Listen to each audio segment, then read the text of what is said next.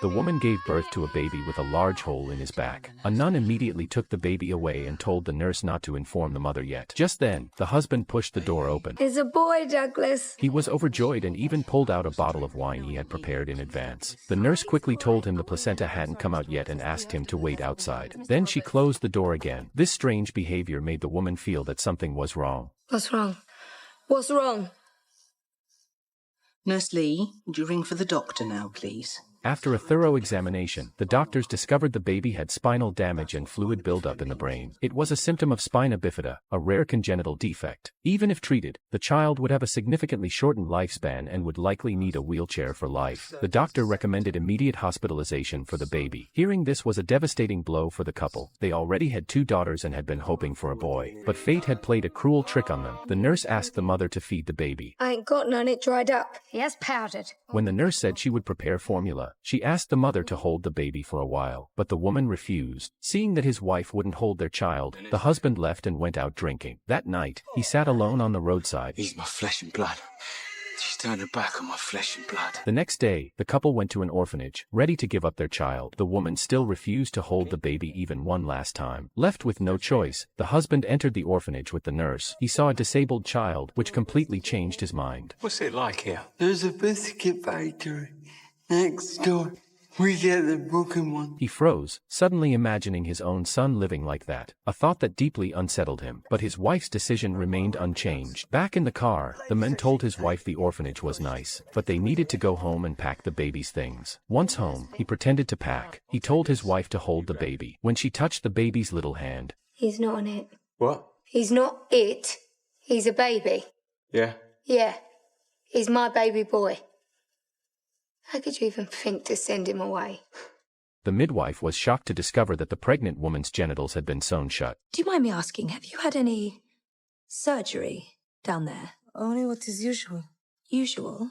She immediately reported it to the doctor. The doctor explained that this was female genital mutilation, a harmful custom still found in parts of Africa and the Middle East. It involves cutting away key parts of the female genitals and sewing them closed, leaving only a tiny opening. It's both cruel and dangerous. After examining the woman, the doctor said the sutures had to be cut open to allow the baby to be born safely. But the woman refused. Her deeply rooted traditions forbade it. When she followed the woman's younger sister home from school, she saw the woman squatting on the floor. The woman was trying to give birth by herself. The midwife rushed to help, but the woman strongly resisted. The midwife asked the sister to call an ambulance, while she gently tried to calm the woman down. But no matter what the midwife said, the woman refused to accept help. After thinking for a while, No knife.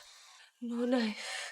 on the way to the hospital, the midwife realized the baby couldn't wait any longer. She had the driver stop the vehicle immediately and prepared to deliver the baby on the spot. While comforting the woman, she coached her to push during the next contraction. Then, when the woman wasn't paying attention, the midwife made a quick incision. The baby girl was finally born. A few weeks later, the midwife visited the mother again, but the baby was gone. The woman explained that she had taken her daughter back to Africa. How could you let her go when you could have died from what they did to you? You're going to live with the damage for the rest of your life. Do you really want the same for Decca? Do you really want some man to pin her down and cut and sew her closed?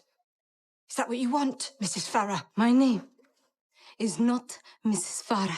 In my country, a woman does not take her husband's name.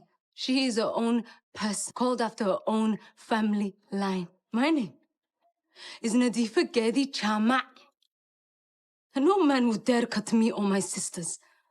The person who holds a knife is a woman. The person who calls Decca back to be cut is a woman. Her own mother who loves her.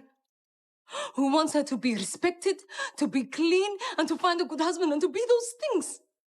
The pregnant woman asked the nurse to induce labor, just to have her baby share the same birthday as her husband. The nurse firmly refused, as this action was very risky, but Jenny insisted on her decision. The day before her husband's birthday, Jenny asked the nurse for a bottle of castor oil, planning to drink a cup in the evening. If all went well, the baby would be born the next day. The next morning, Jenny called the midwife early. After checking, the midwife confirmed that labor was still some time away. Jenny was worried about the baby's safety, but the nurse told her to relax. By evening, Jenny started to show signs of labor. The contractions were were intense and 2 nurses cheered her on. Outside the bedroom, her husband anxiously watched the clock. With only a few minutes left until midnight, Jenny glanced at the clock by her bed, realizing that the day was almost over. She pushed with all her might, using every ounce of strength, finally delivered the baby before midnight. It was a cute baby boy. Her husband rushed in, thrilled, but the nurse reminded him to keep quiet. Though it was their 3rd child, it was still a significant moment. A few days later, the nurse visited for a postpartum checkup. Jenny suspected something was wrong with the baby. He wasn't eating well and seemed weak. After examining him, the nurse's expression changed instantly. She quickly called for a doctor. The baby's condition was serious. His eyes were red and swollen, which meant there might be vision problems. His fingers and toes were turning blue, indicating a heart issue. He had to be rushed to the hospital immediately. Seeing her baby lying in an incubator, Jenny felt heartbroken. She couldn't understand why life was punishing her. The hospital soon delivered bad news. The baby was diagnosed with congenital heart defects and his eyesight was lost. There was a high chance of brain damage, too. These were all signs of congenital rubella syndrome, meaning Jenny had contracted rubella early in her pregnancy but hadn't realized it.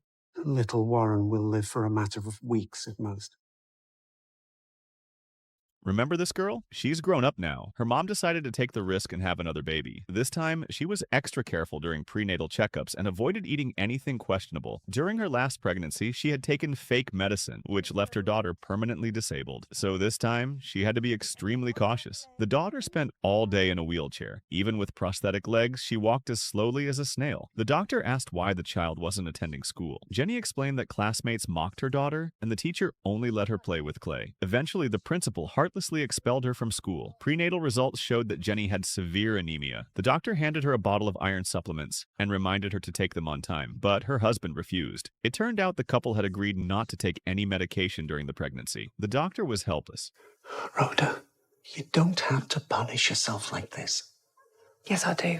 One day, the little girl peeked through the door and saw a group of kids having a snowball fight. She was filled with envy. Her brother ran over and helped her down the stairs, telling her to stay in one spot. But the girl wanted to join them. As soon as she tried to take a step forward, an accident happened. Jenny rushed her daughter into the ambulance. The poor child needed 5 stitches in her head. Jenny blamed herself for being careless. But for the sake of the baby inside her, she had to hold back her tears. After returning home, Jenny scolded her son in anger. Her daughter couldn't take it anymore. Just like you never asked anybody anything unless it's to do with Susan.